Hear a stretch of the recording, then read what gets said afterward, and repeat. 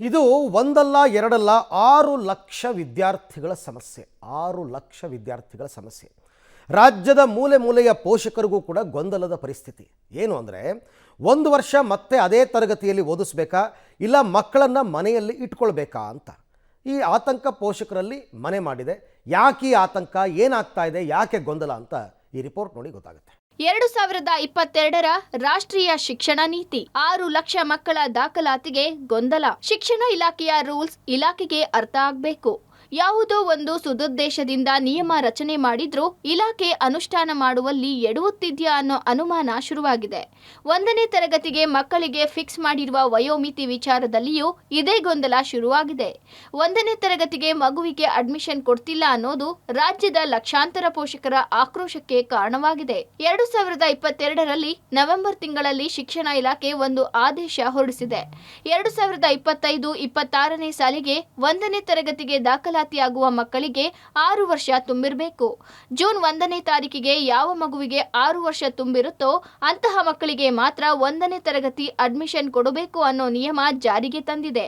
ಈಗ ಹೊಸದಾಗಿ ದಾಖಲಾಗೋ ಮಕ್ಕಳಿಗೆ ಇದರಿಂದ ಸಮಸ್ಯೆ ಆಗೋಲ್ಲ. ಆದರೆ ಈಗಾಗಲೇ ಪ್ರಿ ಕೆಜಿ, LKGಗೆ ಸೇರಿ 3 ಪೂರ್ವ ಪ್ರಾಥಮಿಕ ಶಿಕ್ಷಣ ಮುಗಿಸಿರೋ ಮಕ್ಕಳಿಗೆ ಸಮಸ್ಯೆ ಆಗ್ತಿದೆ. ಆಗಿನ ನಿಯಮದಂತೆ ಮಕ್ಕಳನ್ನ ಪ್ರಿ ಕೆಜಿಗೆ ದಾಖಲು ಮಾಡಿದ್ವಿ. ಈಗ ನಮ್ಮ ಮಕ್ಕಳು 6 ವರ್ಷಕ್ಕಿಂತ ಕಡಿಮೆ ಇದ್ದಾರೆ. ಈಗ ಮತ್ತೆ ಅದೇ ತರಗತಿಗೆ ಸೇರಿಸಿದ್ರೆ ಮಕ್ಕಳು ಮಾನಸಿಕವಾಗಿ ಕುಗ್ಗುತ್ತಾರೆ.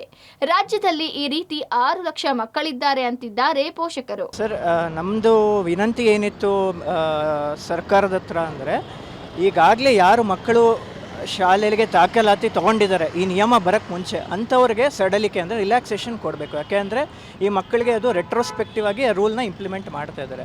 ಸೊ ಅದು ಯಾವುದೋ ಮಕ್ಕಳಿಗೂ ಆಗಲಿ ಯಾರಕ್ಕೂ ಒಳ್ಳೆಯ ಇದನ್ನು ಮಾಡೋದಿಲ್ಲ. 3 ವರ್ಷ ಅವರು ಪೂರ್ವ ಪ್ರಾಥಮಿಕ ಶಿಕ್ಷಣ ಮುಗಿಸಿ ಮತ್ತೆ ಇನ್ನೊಂದು ವರ್ಷ ಮಾಡಿ ಅಂದರೆ ಅವ್ರಿಗೆ ಸೈಕಲಾಜಿಕಲಾಗಿ ಮಾನಸಿಕ ಒತ್ತಡ ಆಗುತ್ತೆ ಮಕ್ಕಳಿಗೆ.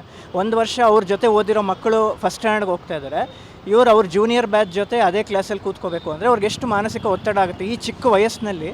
ಅದು ಹೋಗ್ತಾ ಹೋಗ್ತಾ ಪೋಸ್ಟ್ ಟ್ರೊಮ್ಯಾಟಿಕ್ ಸ್ಟ್ರೆಸ್ ಡಿಸಾರ್ಡರ್ ಅಂತ ಆಗುತ್ತೆ. ಶಿಕ್ಷಣ ಇಲಾಖೆ 2022ರಲ್ಲಿ ಹೊರಡಿಸಿದ ಆದೇಶದ ಪ್ರಕಾರ 6 ವರ್ಷಕ್ಕೆ 1-2 ದಿನ ಕಡಿಮೆ ಇರೋ ಮಕ್ಕಳಿಗೆ ಅಡ್ಮಿಷನ್ ಮಾಡಿಕೊಳ್ಳುವ ಹಾಗಿಲ್ಲ.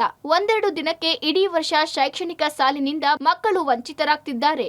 ಖಾಸಗಿ ಶಾಲೆಗಳಲ್ಲಿ ಪ್ರವೇಶಾತಿ ನಿರಾಕರಣೆ ಆರೋಪ ಮಾಡ್ತಾ ಇದ್ದು, ಈ ಬಗ್ಗೆ ರಿಯಾಯಿತಿ ಕೊಡಲು ಪೋಷಕರ ಒಕ್ಕೂರಲಿನ ಒತ್ತಾಯ ಕೇಳಿ ಬರ್ತಿದೆ.